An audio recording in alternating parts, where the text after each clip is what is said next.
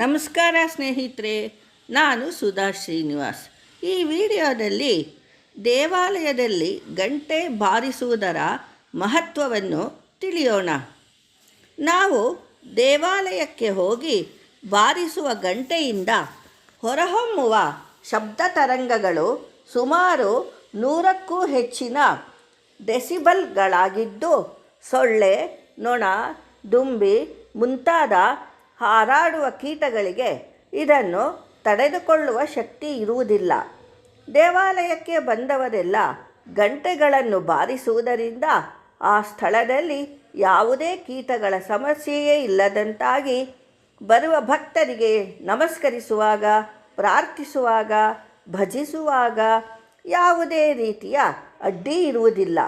ಅಂತೆಯೇ ಯಾವುದೇ ದೇವಾಲಯದ ಗರ್ಭಗುಡಿಯ ಸುತ್ತಮುತ್ತ ಈ ಕೀಟಗಳ ಸಮಸ್ಯೆಯು ಕಾಣಬರುವುದಿಲ್ಲ. ಗಂಟೆಯನ್ನು ಬಾರಿಸಿ ಮುಂದಕ್ಕೆ ಹೋಗಬಾರದು. ಆ ಗಂಟೆಯ ಕೆಳಗೆ ನಿಂತು ನಿಮ್ಮ ಪ್ರಾರ್ಥನೆಯನ್ನು ಸಲ್ಲಿಸಬೇಕು.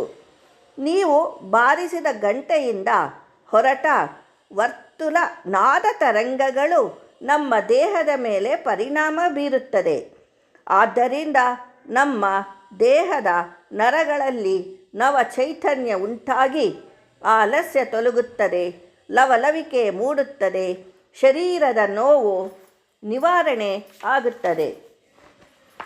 ಘಂಟಾನಾದವು ಆ ಗಂಟೆಯ ಗಾತ್ರ ಮತ್ತು ತೂಕವನ್ನು ಆಧರಿಸಿರುವುದರಿಂದ ನಮ್ಮ ಪ್ರಾರ್ಥನೆಗೆ ಅಥವಾ ದೇವರ ಧ್ಯಾನಕ್ಕೆ ಎಷ್ಟು ಸಮಯ ಬೇಕಾಗಬಹುದೋ ಅಷ್ಟು ಸಮಯಕ್ಕೆ ಸಾಕಾಗುವಷ್ಟು ತರಂಗಗಳಿಗಾಗಿ ಗಂಟೆಯನ್ನು ಅಷ್ಟಷ್ಟು ಬಾರಿ ಬಾರಿಸಬೇಕು. ಘಂಟಾನಾದ ಶಬ್ದವು ಜೋರಾಗಿ ಕೇಳಿಸುವುದರಿಂದ ತಿಳಿಯದ ಅನೇಕ ಭಕ್ತರಿಗೆ ಅಲ್ಲೇ ಸುತ್ತಮುತ್ತಲಿನಲ್ಲಿ ದೇವಾಲಯವಿದೆ ಎಂದು ತಿಳಿದು ಬರುತ್ತದೆ. ಘಂಟಾನಾದವು ತುಂಬ ಹಿತಕರವಾಗಿರುತ್ತದೆ, ಮನಸ್ಸಿಗೆ ಆಹ್ಲಾದಕರವಾಗಿರುತ್ತದೆ.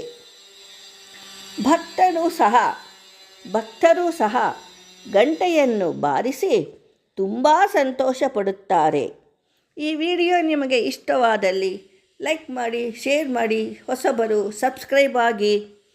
ಮತ್ತೆ ಹೊಸ ವಿಚಾರದೊಡನೆ ಭೇಟಿಯಾಗೋಣ. ಧನ್ಯವಾದಗಳು.